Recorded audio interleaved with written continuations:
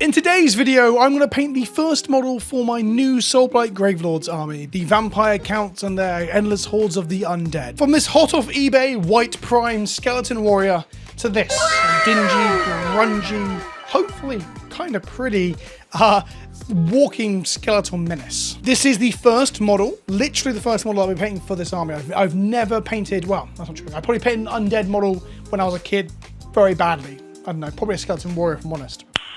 Nice. But this is the first one I've got. I got a squad of 20 of these off of eBay, already primed, already based, and now I'm trying to figure out what my color scheme will be, and also how I'm going to attack painting 20 of these, and perhaps another 20 more if I want to take multiple squads of 10 or 2 reinforced squads of 20. The point is, these are already primed white, and that's a problem. I don't normally paint things that are primed white. I'm a big fan of priming things black, because that's how I like to build up my colors, using the idea of, you know, layering up colors upon black, because, well, I'll go more into that in a moment as to why I feel that way. But I want to just try painting it from white, because that's a thing that when I was a kid, you just sprayed your models white, not black, and then slapped vibrant colors on them, right? Now, I might go back and try and paint one of these in contrast colors just to have like another experiment here. But we're going to try and paint the metallics and the cloak colors onto a white one that I've then painted brown underneath, like a mid layer between those, and then one that I've sprayed black as well, just to get an idea and try and learn and get a feel for where I'm going with this. Beyond that, I don't really have a plan for the army. I think I've picked up some teal colors for the fabrics and some dark metals for the metal, and then I'm just going to feel my way there. I'm going to have my Pinterest board up on a screen in front of me, some music on, and just vibe with it and follow the process, which is one of the most fun things about painting, in my opinion, is just going with the flow. You've got to be a bit more forgiving to yourself when you're painting things. I think a lot of us get too regimented about we have to finish an army for an event, or finish an army before we buy another one, or finish an army for display, or whatever, or even just finishing units. And I think that often the idea of keeping to a scheme, or finding the correct scheme, or finishing for a time frame or a deadline, I think it damages your love and enjoyment of the hobby of painting. So I think firstly, moving away from tabletop gaming as part of an attachment to the hobby is one way of doing that. But the other one is just saying fuck it and vibing with it and seeing where you end up. So that's what I'm doing in today's video. Although what I'm really doing is doing that all quietly and silently, and then reflecting on it post-paintedly with the overdub, right? Anyway, I'll shut up now. Let's do some painting. So today we're going to try and slay some of those holy cows, if you will. I always paint my models from a base coat of black, and I got these off eBay, these Deathrattle skeletons, and they're already based quite nicely and primed white. I'm assuming for use with contrast paints. Now look, I'm going to say stop painting your models white before you start painting them. Stop basing them with white colours. I know that's going to be a provocative title or part of the thumbnail or something, and some people are going to be really frustrated coming into the video, because the obvious use case for this is for translucent paints like contrast paints. However, I'd even go as far as to say that's not the perfect or ideal way to use contrast paints either. If you haven't seen Slap Chop or underpainting methods from Honest Wargamer or Dana Howe respectively, then you probably should check out those methodologies where you spray your models a darker color and dry brush up with various shades of gray and white to then pick out the edges with your dry brushing. And then when you overpaint with contrasts and translucent paints like contrast or speed paints from Army Painter, you end up getting all your details and your highlights all baked into the one coat. That said, as good as Slapchop is for speedily getting through an entire model line, I should perhaps give it a go for some of my horde armies. It's not for me. So here I am trying to paint a white coated or white base coated skeleton, or Deathrattle skeleton, a skeleton warrior if you will, but they're called Deathrattle skeletons for the Soulblight Gravelords, one of the armies that I've started collecting and want to play in Age of Sigmar. A quick side tangent there, Age of Sigmar is super dope. I am loving it. I've been playing it on TTS, played a little bit physical at my local store as well. I'm going to try and get out to some events for it. I think the rule system is incredible, and I think 40k could learn a lot from it. Maybe I'll make some videos talking about that at some point if that's something people want to hear. So what we're going to try and do is get through making this able to look good. Now, there's some problems. First of all, coverage. Some paints don't cover that well on white. The translucent nature of them means that they come through saturated, the white like bleeds through a little bit through a translucent paint. And secondly, if I miss a spot, which we're going to see that I will throughout this painting process, then a white spot stands out horrendously compared to a black spot. So if you miss a small bit under an arm or a gap somewhere and it's in black, it will often be hidden amongst the colors that you're using, the washes. It will look like a recessed shade or a shadow. A white spot just looks like you've missed out a bit of white primer, because you have. So white is a lot less forgiving, to the point that I don't think less forgiving makes it sound like I'm saying that priming on white is maybe a more difficult and skill-intensive thing. I just think it's kind of stupid, because why not make your life easier? So we are currently slapping on a load of Rhinox hide. I am watering it down quite consistently to just get like an easy base coat on. It's almost of contrast paint sort of look here. I think I thicken it up when I start to do the shield, because I realize it's just not the kind of base coat that I want. And the reason for this is I want the metals to cover well on the white. Now what we are going to do is do a test model where I try the metallics on a white primed model, and I'm also going to show you a model that I've re-primed into black and try the metallics on them, so we can compare and contrast both the metallics and how they come out. I'm using this Warpaint Fanatics Death Metal from Army Painter, and Runelord Brass from Citadel for the shield, for the armor and the shield respectively. So we're going to see how those come out, but also how vibrantly the cloak colors pop and how well they cover if I'm putting them onto black over white, for example. So I'm painting my base here as well, because I've got basing material and such on there to get in like a nice undercoat.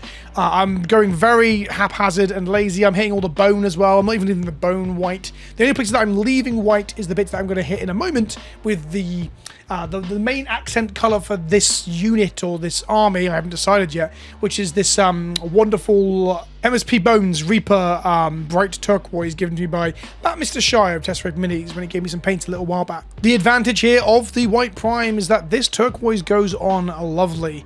Basically one coat gets incredible coverage and gives us a solid, vibrant, just really full turquoise color. Now there is a downside to this, is that if this was a black undercoat, I do believe if I were to water this down with a bit of paint water to get it to a thinner consistency, when I paint it on, if I didn't get it as a thick layer across the whole thing, I go for like 2 thin coats, you know, the classic idea from Duncan Rhodes.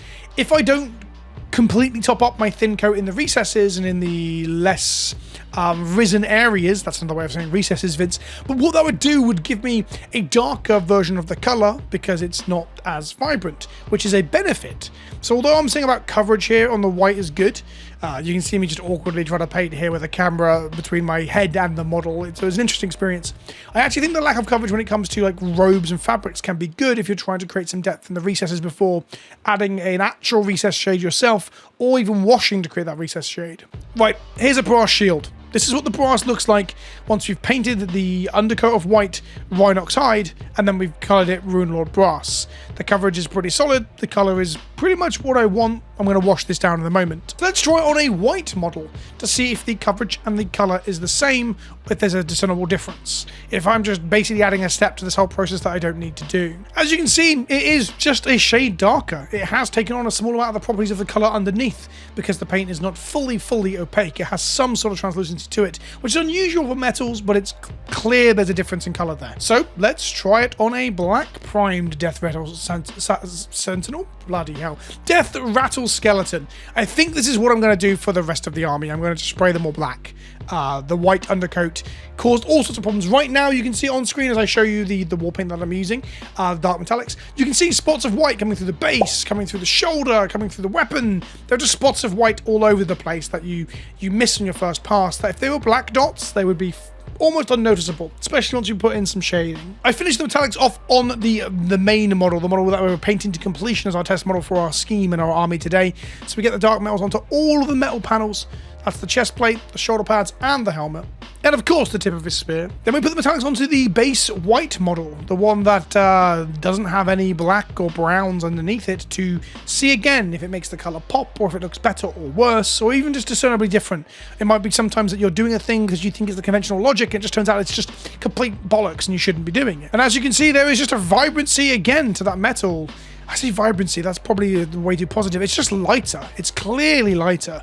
So let's hit the metallics on the black model, now primed. Here's a benefit of batch painting for you. As I began to paint the black primed one, I noticed some chainmail between his cloth tabard and realized that I don't remember painting that on the second model. Did it on the first, started it on the third, realized I hadn't on the second, so I went back and checked, and lo and behold, there it was. The batch painting is where you have multiple models from the same unit, and you paint like the same color onto all 5 or 10, or I guess, heaven forbid, 20 of them all at once. It can be laborious, it can be boring, but what it does do is increase the speed at which you can pump models out. Batch painting means that you aren't changing your paints on your brush as often, you aren't changing to go to the next thing, you're actually just putting a model down and picking another one up. And also, you get a bit of this muscle reflex memory, sort of like, you get a rhythm, a cadence going. In the case of here, I spotted a thing I hadn't painted, but you will just sort of get familiar with the shapes and know like the rhythm by the second or third or fourth model of how you want to paint it. The turquoise goes onto the black almost as good as it goes onto the white. This color just has very good coverage, this particular paint. And I'm slapping some browns on the leathers, of course. We've got leather straps galore holding in the waistband of our skeletons, as well as holding on their front plate onto their robed bodies. At this point, I'm pretty much convinced that I'm going to be doing the whole army from base black. The white was an interesting experiment, but I'm already feeling like it's causing problems and making it slower to finish this model. But we are at a point that all of our base layers are down. And from here, I will be working up highlights and detail and weathering and similar. So it's time for a wash. Look, I am not some professional painter that does everything through the process of layering, glazing, and wet blending. I am someone who loves a base coat, a wash, and then we can use tools on top of that to push the model further. But I love creating a bit of texture, a bit of recess shading from the conventional washes like Angrex Earthshade and Null Oil, even if I almost just spelt it there in the video. We're doing Angrex across all the metals to give them a dirtier, browner, darker feel. And then we're going to do Null Oil on the robes because I think that a black tone is better for pushing that back a bit for this then to layer up from with the original color again, and then a highlight color and maybe some spot highlights or scratch highlights as well. And I will probably be doing some glazing. I say probably, I'm recording this after the fact, I fucking know I am. I'm gonna do some like glazes of browns and blacks into the lower parts of the robe to create weathering as if dirt gathered towards the bottom, but also create more shadow at the bottom of the robe. Something that's gonna bite me in the arse later when I do some particularly bad OSL. So my model is nice and wet, and as some of you may know, shades take longer to dry than most paints, so we've got a little period of waiting now. So instead of moving on to another model in the army or one of the other tester models, I'm instead going to paint the base rim by holding on to the character's spear. Because when they're wet, you got to do a good bit of rimming. That was a really obvious joke. I'm glad I said it. I'm glad I went there. I'm glad I didn't shy away from this. But I don't think that was big or clever. I'm sorry. I'm not sorry. Fuck you. Use a little bit of wash as well on the base before I rimmed it. God, I love that word. Isn't rimming funny? The joke is that rimming is the term you used for eating bum holes. Anyway, moving on. God, models with white showing through. I'm just back on the test model here, just like putting in the turquoise and stuff. But having white show through as you paint is probably the ugliest thing in all of model painting. I think a lot of people's like mid paint approach, you know, when a model looks like shit until you get to a certain point and it suddenly looks real good. I think white undercoats really exaggerate that. Because if you are one of those people who wants to focus on like just one part of the model's going to look really fucking bad for a large amount of time because of the white undercoat on other parts of the model. Okay, we're going to do some boning now. Painting bone, should I say. Yeah, that's right, I'm the master of the double entendre. We're using the paints from Army Painter for skeleton bone and some basilisk brown, and then I've just got some, I've got all sorts of whites knocking about. I'm not sure what my favorite is, but at the moment I'm trying to make use of the pure white here from MSP Core Colors from the Reaper series. To show you what I'm doing, I'm going like, I don't know, 2/3 skeleton to 1/3 basilisk brown to create the next sort of like layer of bone. I'm not doing any really clear blends because A, I can't really do them very well, but B, it doesn't really matter because we're looking at a line infantry troop from a distance. So I'm going to hit all the bones with this, and I'm going to leave a little bit like in the recesses and such of the former brown plus wash, which creates a pin washed look, a deep recess shade that creates the shadow and the murk that looks between his skeleton bone fingers and his eye sockets. And his arsehole, but you can't see it. I bet you didn't think you'd come into this video and hear a lot about skeletons' arseholes. Do skeletons even have arseholes? Because it's all made out of flesh, right? So the arsehole is rotted away. There's a gap in the pelvis where you could store things like a thermos flask if you wanted to, but that doesn't really count as an arsehole, right? I really talk about arseholes a lot on this channel. Once I've done that, we're going to hit it with a bit of skeleton bone without the mix to be the next layer up. And that's kind of pretty much the bone done. I will give them a little bit of a wash almost with some very thin down browns later on while I'm hitting the armor as well. And then pick out a little bit with a pure white on the most uppermost highlight areas, like his cheekbone and the top of his left hand. It's time to get down and dirty and make use of the second interest color, the second main color of the piece, if we're going to use that word. Obviously, the dark, muted metals and browns are part of the color scheme too, but I really wanted a vibrant, high saturation turquoise for the robes, and then I want some vibrant orange in the form of rust. So here we're using Army Painter's Fresh Rust, which is an effect paint. Mainly the difference here is that it's not just an orange like I thought it was. As I started to add it, I realized it actually has a little bit of texture to it. So when you get real close, you can see that it's leaving like granular sort of like material across the surface of the model, as if the metal is mottled with the rust. This paint is dope. We have watered it down and we're applying it probably with brushes that shouldn't utilize this stuff now that I've realized there's a texture in it, and we're utilizing it in, again, like a glaze-esque way. I am splatting it on in a very wet consistency that as it dries, the liquid will evidently disappear and leave us with like muted, faded oranges in areas, and then we can go back in with another wet glaze, if you will, of this paint to create thicker layers, as I'm doing here with the shield. All of the metallics are getting this.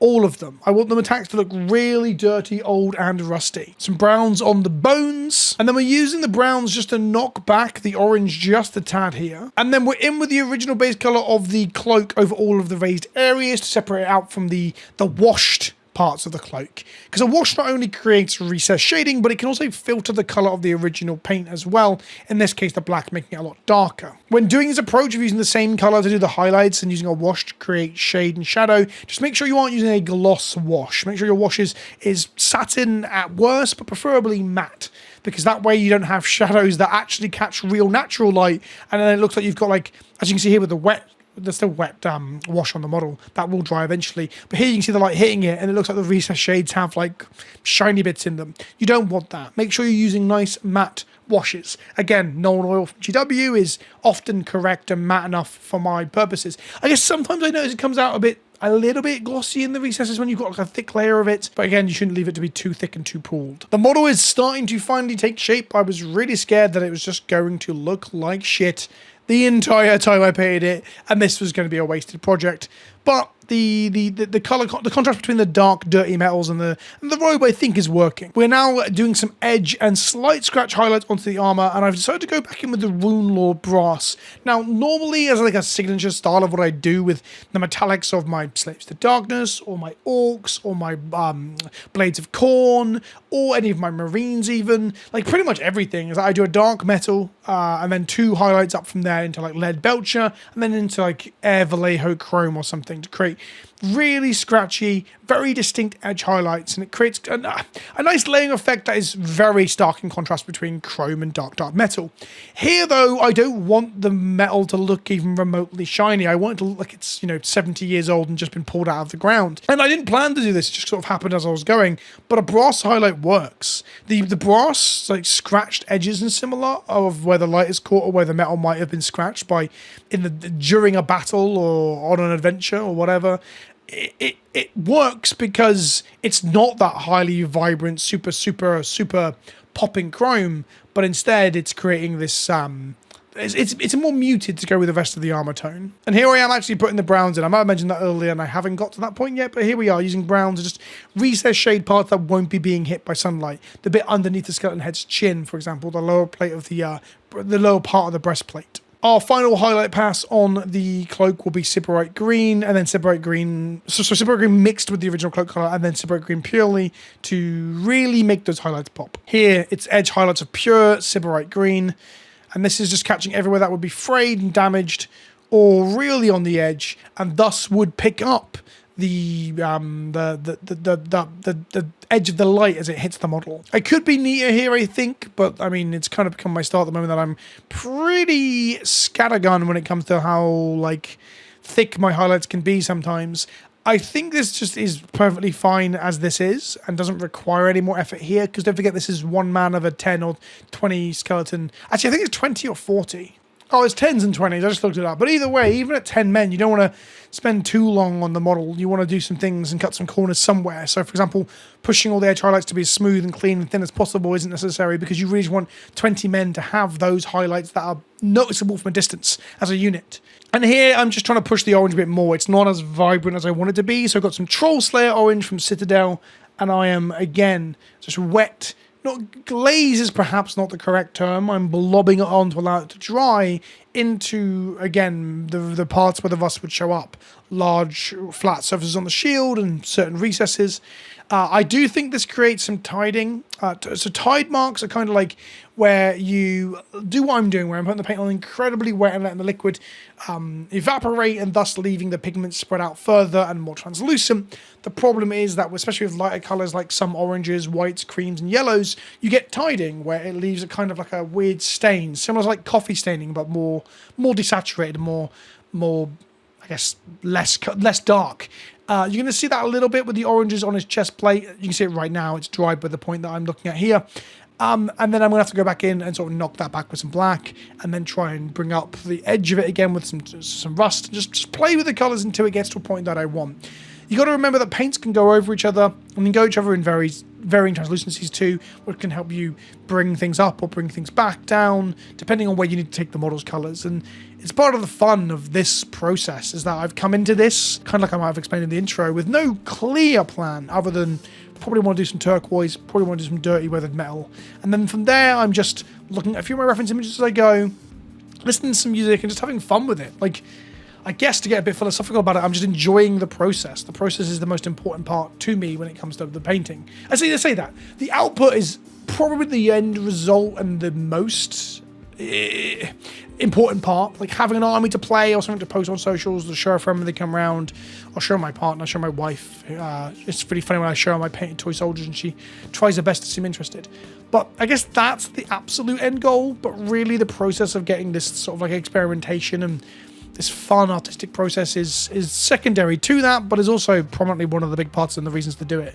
I find it genuinely fun and genuinely therapeutic. So I'm starting to try and glaze some browns and some yellows and some oranges onto these little the plasticard steps. They're not steps, they're like paving stones on the base. Now, my original plan was to try and get as close to a thing I did with some roofing tiles for the Christmas Goblin, but ultimately they're just not coming along that way. I think I'm not using... I thought I was using the same approach, but the more I try and push these browns up to sort of like create those gradients, the less I'm impressed or think I'm using the right colors. I start slapping the back of the underside of the robe with just like some sort of watered down black to create just a recessed dark shadow there. And then we're painting up those candles, trying to get an off-color wax look, and then painting the candles themselves, the wicks, the burning wicks, bright white, so we can hit it with just a splash of color from the airbrush, a translucent color, probably an orange or a yellow, maybe a contrast paint or an ink, to just create a bit of OSL. So at this point I use a little bit of white Game Air from Vallejo just to create sort of a splash of white around each of the candles. You use this to allow your OSL color spray to take up or appear better in the environment and on other parts of the model. If you just sprayed yellow in, it would sort of, yellow ink, a translucent paint, it would just sort of shade the areas around, which can work, but you really want it to pick up and sort of really cast a yellow glow, if you will, or an orange glow. Now, I think I was too close. I think my air pressure was wrong, and I had bad airbrush control, and basically haven't been using my airbrush much recently. So I get a bit of spattering that also gets in the shadows. I also feel like I didn't film this bit very well. And again, when it comes to adding the yellow, you just can't see what the fuck's going on. I'm learning as I go with the camera stuff. In order to try and get to grips with how bad or good this OSL is, I re-rim the model again, just to make sure that we've got a nice black contrasting sort of space to give us an idea of how good it will look on the tabletop. A black base rim, in my opinion, is like a picture frame. Essentially, in terms of giving you some contrast and some frame of reference. I personally kind of borderline hate brown or green or any other color rims.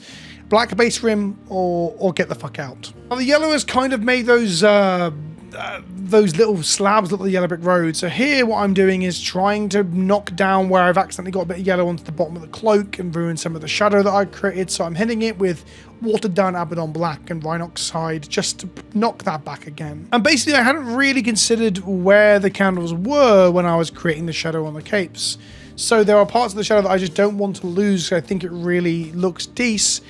And then I'm just basically create a model where the candles don't look right up against the cape, because the cape is like sort of like flopped up, but the bottom of it isn't being hit by the light for it.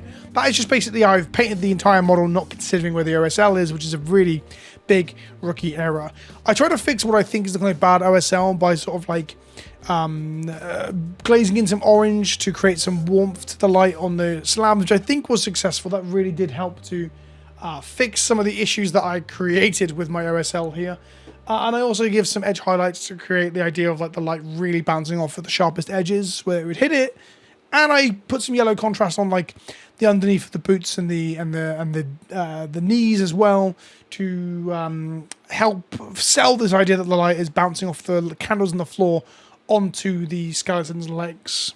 And after a fourth and final rim, I'm pretty happy with how it turned out. I think, ironically, the shadow that I've created with the Reinhocks and the Add-on Black on the lower parts of the cape are a little bit shiny. They have that thing I mentioned earlier about being satin or gloss over matte. So I mentioned to try and avoid that and be careful, and it's happened, lo and behold. And I think the model's come out pretty well for an hour and a half of hands-on like brush and airbrush time, basically. Bearing in mind, I also sort of like started on 2 test models, ran downstairs to prime with this rattle can, the black one and stuff. So I think this is probably closer to just over an hour to get this guy done, which makes it 10 hours to do a squad. So not efficient. And I need to think of ways to cut corners or improve the scheme's efficiency going onto models. But I think once I get 10 of these done, they're going to look pretty sick. I hope you enjoyed the video and found it at least mildly interesting or insightful. If anything I said struck a chord with you, or you had any thoughts, please let me know in the comment section below. This video is not an expert's guide to painting. It's more part of my process combined with some tips and stuff that I picked up along the way, but also it allows people to observe and point things out to me. Like before, one of the tips I got from painting on camera before was that I was using a too small a brush at all times, which was a great bit of help. So this is a communal effort going forward to help the good vibes of painting models and having fun with it. I've been Vince, also known as Pleasant Company on the internet. Thank you for watching. Don't forget to tune in and subscribe for more stuff. I got some good podcast episodes coming out with Mikey and Vince Venturella after this in the next week or two. So I'll see you then. Ta-ta for now.